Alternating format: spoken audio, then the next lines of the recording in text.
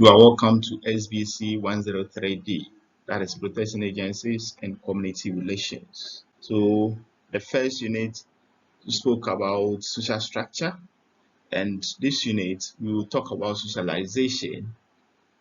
And for the first session, we'll talk about the concept of socialization. And I believe that you really enjoyed yourself in the explanation for the first unit.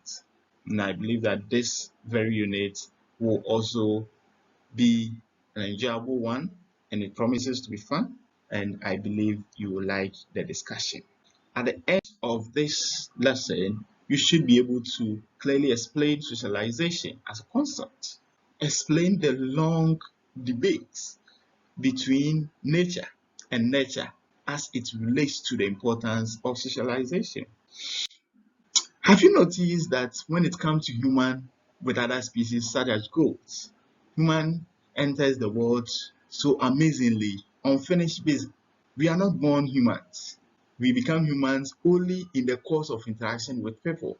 In other words, our humanness is a social product that arises in the course of socialization. And the question is, what is socialization? I believe you have all heard of the word socialization. So what is it? Okay. So socialization is defined as the process through which people learn the expectations of the society. So we learn the expectations of the society. So people learn the expectations of the society. It is also a process of social interaction by which people acquire knowledge. So that expectation or that learning is about knowledge, attitudes, values, and behaviors that are essential for effective participation in society. It also establishes our personalities as defined by persons relatively persistent patterns of behavior, feelings, predispositions, and beliefs. For us to understand socialization very well, we need to be part of the debate, the ongoing debates that has to do with nature or nurture. Before the debate, we need to know what nature stands for and nurture. So we'll start with nature. So nature refers to the inborn or genetic disposition of a human being. In other words, it has to do with our natural qualities as determined by our creature. So it is the inborn or genetic disposition. So we are born with it. Nature, on the other hand, has to do with the influences our social environment or the things we add to our genetic dispositions as we become conscious of our environment and interact with members of our society. So it has to do with the influences. It has to do with the influences of our social environment that we add to our genetic disposition as we become conscious of our environment and interact with the members of our society. It has to do with nature, has to do with our natural qualities as determined by our creator. So it has to do with our natural qualities are determined by our creator. Nature, on the other hand, has to do with the social things that is found within the society. Again, nature is argued.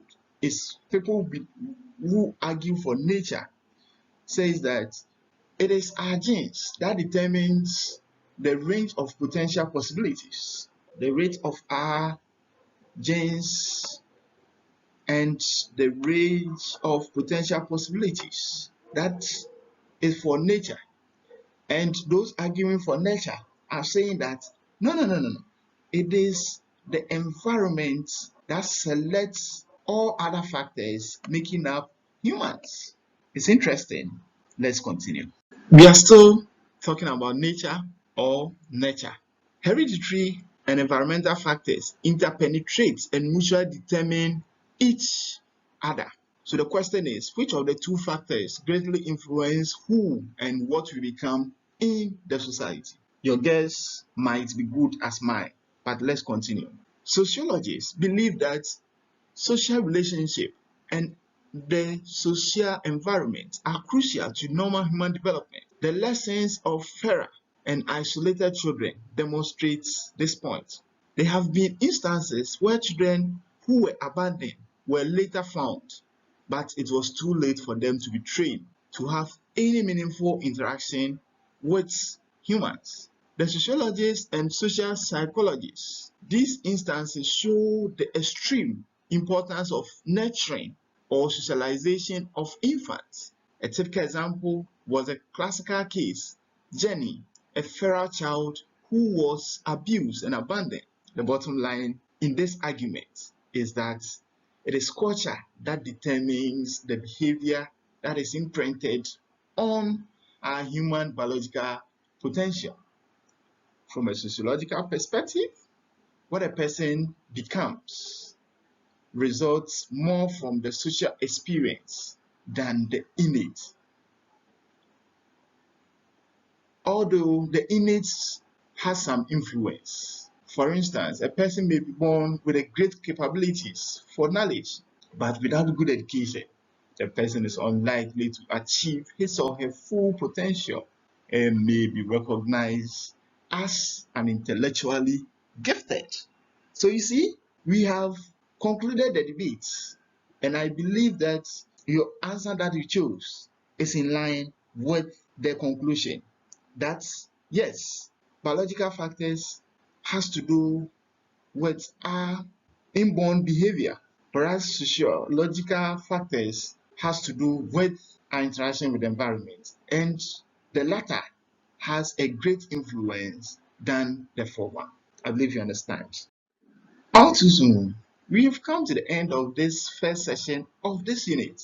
You learn in this session that socialization is basically the process by which society transmits its values and beliefs to new members of the society. You also learn about the ongoing nature versus nurture debate and the fact that sociologists and social psychologists think that it is nurture rather than nature that largely influence who and what we become as human. I believe you have really enjoyed yourself. Join me as we move straight to the next session, and the next session promises to be interesting. Until we meet for the next session, bye for now. Thank you.